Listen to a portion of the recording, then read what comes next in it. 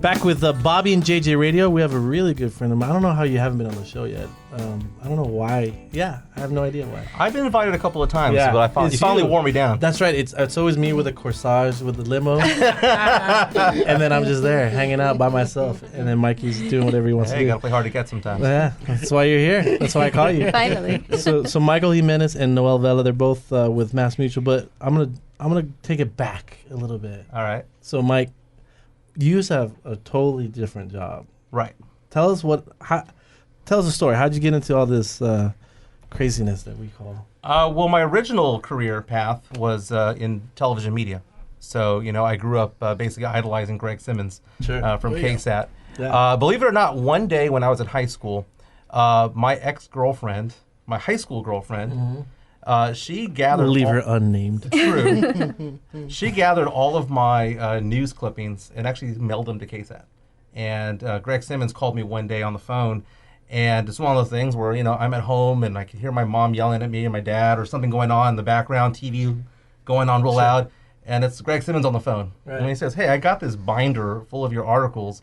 You're not bad. You should come on in." Wow. So they basically snuck me in, and it was so funny was because I interned there pretty much full time for about 2.5 years. How old were you at that point? I was 16. Wow. And I was doing post game interviews for the Spurs. Wow. I was at a Houston Oilers camp and all that stuff. And what was funny about it was that when they finally offered me the job and I had to pull out my driver's license to show how old I was, that's when I got in trouble because they assumed that I was in college the entire time.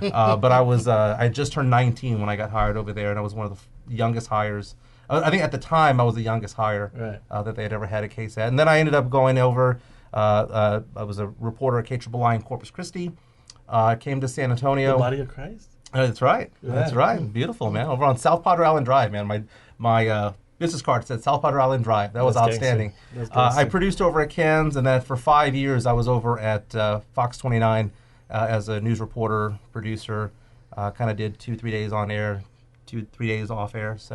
So you just out of the gate then, you were just in this media blur. Yeah, it was a blessing. It really was a blessing. And I think that a lot of what set me up for what I do now really was the media. I really don't find any difference between what I did in the media and what I do now. Talk about that. Okay, well, for example, in the media, what you're designed to do is you're designed to get an emotional response from somebody.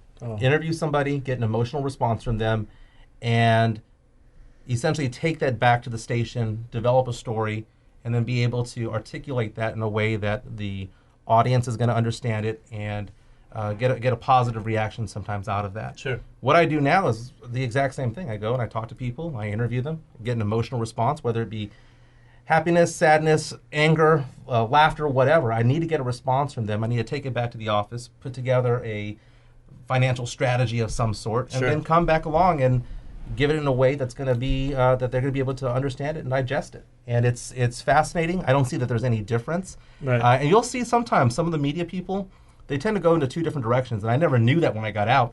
They either go public relations or they go finance of some sort. Right. And I think it's just in our DNA. Sure. Well, we inherited one of y'all, Cynthia Lee. She's working right next door to me. Mm-hmm. But for the most part, I've seen that they split off either way. I was her producer for 5 years. So she and I, and what I loved about Cynthia Lee, by the way, you just referring to her as Cynthia Lee is kind of weird because I've known her as Celie the entire time. Celie? And because you only have 4 letters to put into who's anchoring what. Right. She and I, when we write for TV, for broadcasting, are identical. You cannot, she could read a whole newscast that I wrote, and I can read one that she wrote, and we'd have no issues because we speak the same way, we write the same way, and I absolutely adore her. Yeah, she's awesome. I love her. So now you go through this whole media blitz of a life, and then what got you into the finance world? You know what? I was tired of chasing fires, man. I was tired of chasing murder trials, and I'll never forget. There was this girl. She was the valedictorian, I want to say, of South San High School, who passed away. And I'll never forget kind of weaseling my way in. That's what we do in the media. We kind of get the responses, the reactions from family members and things like that. And I had become a new father. And I'm talking to the father of it was going to be his birthday, and his daughter was coming back from college and got killed by a wrong-way driver in New Braunfels. And I'll never forget talking to him about it and being the only one to talk to him about it, and him starting crying. And when he started crying, I started crying.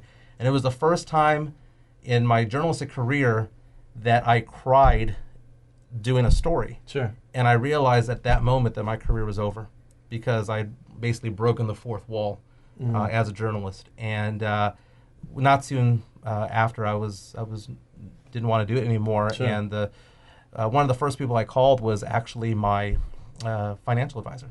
And he basically said, well, what are you going to do? I said, I don't know. So I went to his office the next day, and he dropped a books in front of me, and it was a Group 1 license for insurance, and then it was the Series 6 and 63 and 65 and the 7 and property and casualty. And after a while, I felt like Neo in the Matrix. You know, I know Kung Fu. You want this pill? Yeah. Yeah. That's so it's been a fun ride, and I actually feel like what I do now has purpose, Sure. as opposed to reporting on the murder of X, Y, and Z and then just leaving. Sure. No, I get it. So, but you do something a little bit interesting at MassMutual, because I know you have people like Noel here that you pretty much coach. Yeah, oversee, mentor. Which is, I feel is Okay. rare in a lot of industries. And I know you take it really serious because we hang out all the time and talk. Right. But that's really something that you've kind of put a lot of passion into, and you're really making sure that people like Noel just understand exactly what they're doing out of the gate and make sure that they're the best professionals humanly possible. It's a different pressure and a different stress, because I'm a really good financial advisor. Right. I know that. Sure. And I made a really good living doing that. And Sure. to put yourself out there saying that you're going to try to coach and mentor 6, 8, 10 people into doing the same thing, and basically trying to replicate myself in a way. Right. It's a different type of pressure. I enjoy it, but it's also something that makes me pull my hair out sometimes. Sounds like Noel's a pain. I get it.